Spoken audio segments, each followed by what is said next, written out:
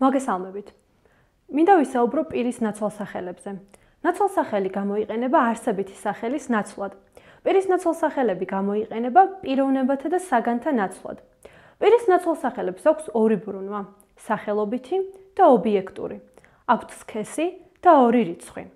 პირის ნაცვალსახელები სახელობით ბრუნვაში: I, მე, you, შენ, he, she, it, ის, he მამრობითში, she მდედრობითი, ხოლო it საშუალო.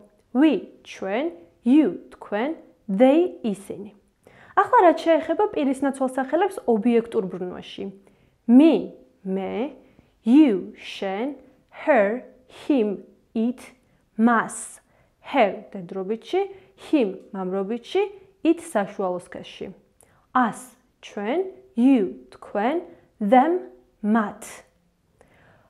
უნდა გაითვალისწინოთ, რომ პირის ნაცვალსახელები ობიექტურ ბრუნვაში იხმარება მაშინ, როდესაც მათ წინ უსწრებთ წინდებული ან ზმნა. მაგალითად, I made a cake for him.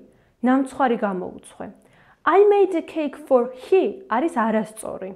კიდევ ერთი მაგალითი განვიხილოთ. I gave her an interesting book. საინტერესო წიგნი მივეცი და არა I gave she an interesting book.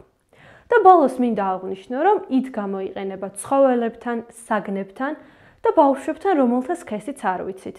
ასევე გამოიყენება შემდეგ გამოთქმებთან, მაგალითად it's 8 o'clock, 8 საათია, it's cold, ცივა, it's raining, წვიმს და ასე შემდეგ. სულ ეს იყო, რისი თქმაც მინდოდა პირის ნაცვალსახელებთან დაკავშირებით.